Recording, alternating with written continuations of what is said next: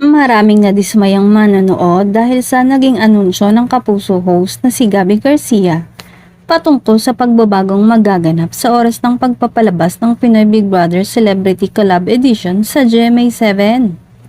Nagsimulang umere ang PBB Celebrity Edition noong March 9, 2025 sa GMA7 sa pakikipagtulungan ng ABS-CBN Studios at GMA. Successful nga ang unang araw ng pagpapalabas nito at magpahanggang ngayon ay trending topic ito kahit sa ang social media.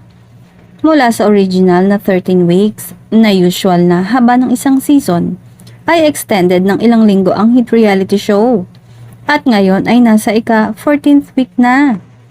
Umeere ang PBB Celebrity Collab Edition araw-araw mula weekdays hanggang weekends. Ngunit sa pagpasok nito ng 14th week, ay hindi na ito mapapanood tuwing linggo dahil sa nakatakdang umere na ang Season 7 ng The Clash. Paglilinaw ng ABS-CBN Studios.